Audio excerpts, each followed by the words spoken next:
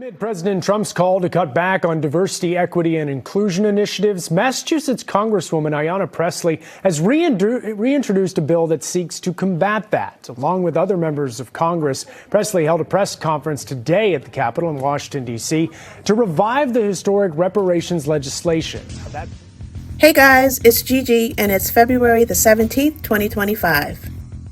So what you're looking at is my request to interview Congresswoman Sheila Jackson Lee concerning H.R. 40. And this is the response that I received from her office. And this was back in 2021, July 22nd. H.R. 40 was originated or introduced by John Conyers in the late 80s. Conyers carried this bill for 30 years until his retirement. From 2017, when John Conyers retired, until 2021, H.R. 40 just sat. Sheila Jackson Lee picked it up in 2021. He pushed it a little bit, but it was basically for show. She's not a foundational Black American, and I knew her political stance. She's, a part of the Congressional Black Caucus, Black organizations that do absolutely nothing for foundational Black Americans in this country. So I knew that it was just a ploy.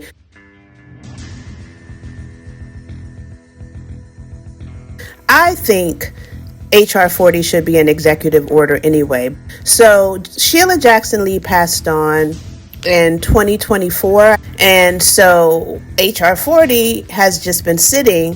Who's going to pick this bill up? When I heard yesterday that Ayanna Pressley, who's also a Democrat, picked up H.R. 40, I was so incredibly disappointed.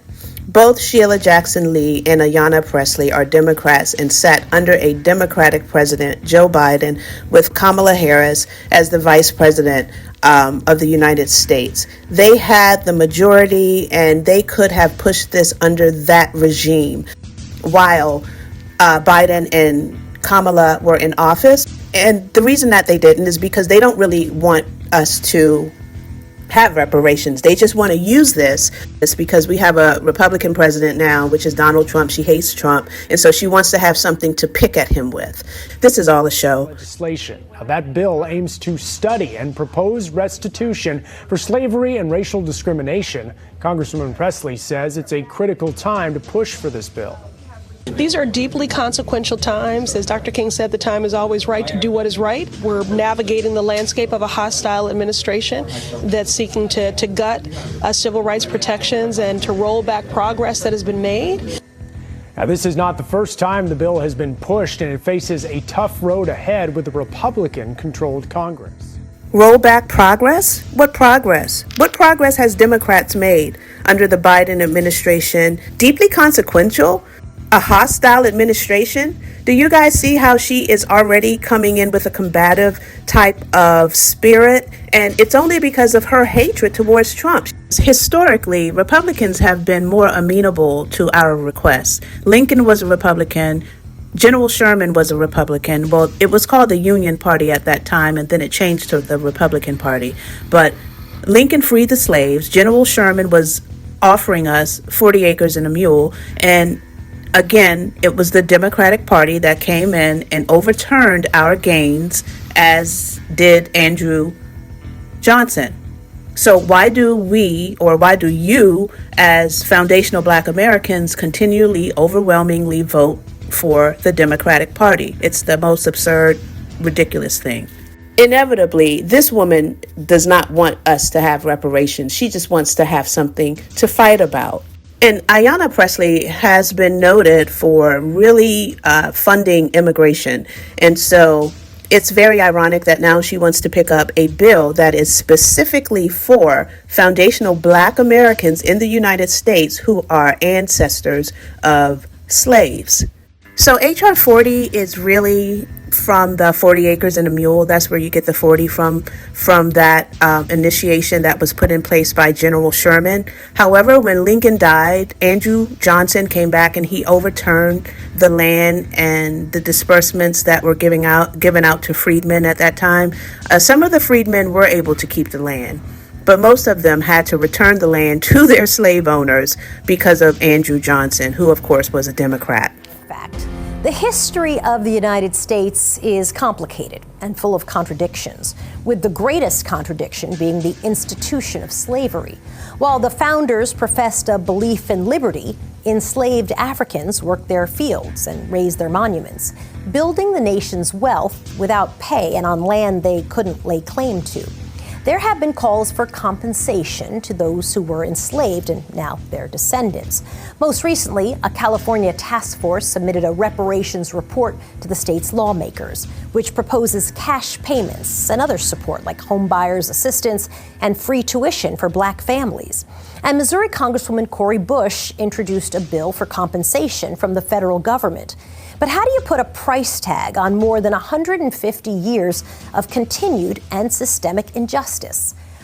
So I recorded the reparations rally that was in Washington, D.C. that Tariq Nasheed put on. So I recorded that. I went to that. I followed Tariq Nasheed for a while because he was talking about reparations. But what I noted is that these people who are talking about reparations, like a Tariq Nasheed, like a Yvette Carnell, and the others, they always shun H.R. 40 because they say that we don't have time to talk about what we need, we just need it.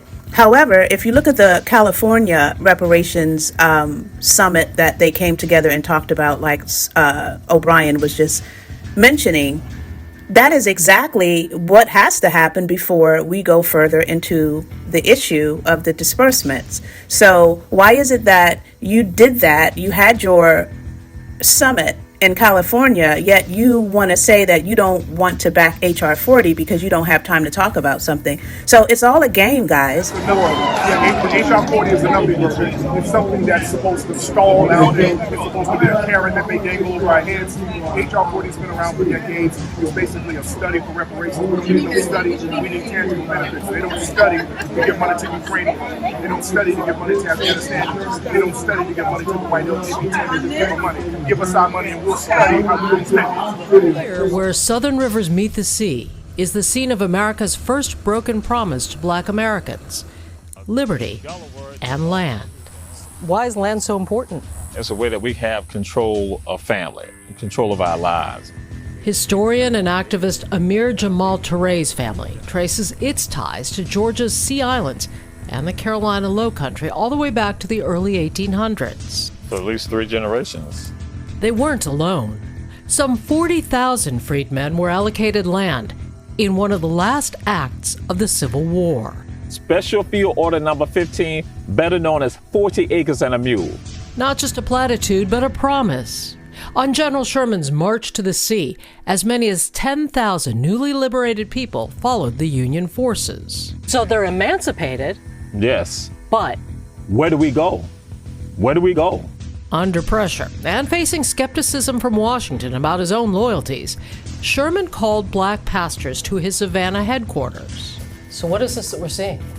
We're seeing the meeting.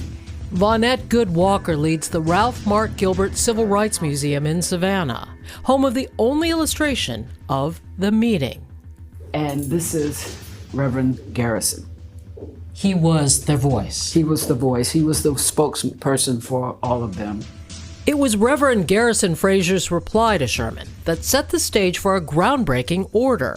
You know, what do you want? What do you want from us?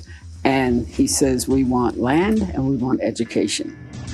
The result, Special Field Order 15 reallocated land from Charleston, South Carolina down to Jacksonville and 30 miles inland, turning the property of rice plantation Confederates over to the newly emancipated, a directive which could have changed wealth distribution for generations. It becomes our generational wealth of being able to pass something down to our children. Instead, it became a promise broken. Sandy Darity and Kirsten Mullen study the history of and potential for restorative justice, beginning with those 40 acres. Draw that line for me to reparations conversations today. Are they really connected? Oh, absolutely. The couple's books outline a clear case for the nation's debt to Black America. One of the key goals of a true reparations project would be the elimination of the racial wealth gap. And that figure at the moment is on the low end, $14 trillion. A mind-bending sum, but the researchers point to billions, even trillions that Washington deems worth it. for corporate bank bailouts, agricultural prices, COVID relief. By their accounting, an average of $850,000 paid to each family descended from enslaved Africans might only scratch the surface of the nation's true debt. What does America as a society owe Black Americans? Restitution. Absolutely. Yeah, restitution. And the capacity to be able to participate on an equal basis in this society. We hand out checks today. Can they accomplish that? Well, They can go a long accomplish way. a whole lot. Yeah. So could land. And what happened to those 40 acres for Black freedmen? Well, after Lincoln's death, his successor, Andrew Johnson, quickly rescinded the field order, reneging on the promise. If those 40 acres had stayed with those people who were supposed to get it, We would have altered the entire dynamic of economic inequality by race in the United States. so we wouldn't have to talk about reparations today. Probably not. Probably not. That's our speculation. Instead, the debt grew with compounded interest from generations of other inequities. Back on land that could have been part of his family's legacy, the irony isn't lost on Jamal Touré. We're not living with the trauma of America not facing up to it. If we had lived up to it, we wouldn't have to worry about it right now. But at some point, we're going to have to face up to it. For many on these lands and beyond, America's debt is an invoice long overdue. So, as a foundational Black American, I'm here to say that we have the most representation of any of the, quote, minorities in this country. We have the Congressional Black Caucus, which is made up of Congress people who are in Congress right now as we speak.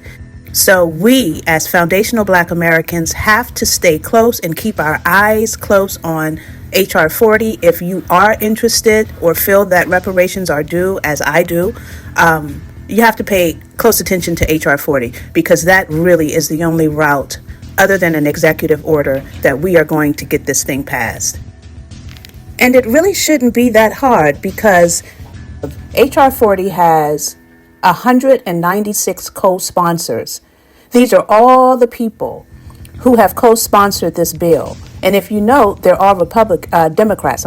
They're all Democrats. So if you have all of these co-sponsors for this bill, there should be no problem to get this passed.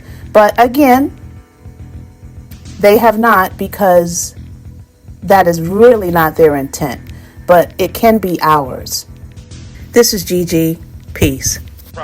At the very same time that America refused to give the Negro any land, through an act of Congress, our government was giving away millions of acres of land in the West and the Midwest, which meant that it was willing to undergird its white peasants from Europe with an economic floor. But not only did they give the land, they built land-grant colleges with government money to teach them how to farm. Not only that, they provided county agents to further their expertise in farming. Not only that, they provided low interest rates in order that they could mechanize their farms. Not only that, today many of these people are receiving millions of dollars in federal subsidies not to farm, and they are the very people telling the black man that he ought to lift himself by his own bootstraps. And this is what we are faced with, and this is the reality. Now, when we come to Washington in this campaign, we are coming to get our check.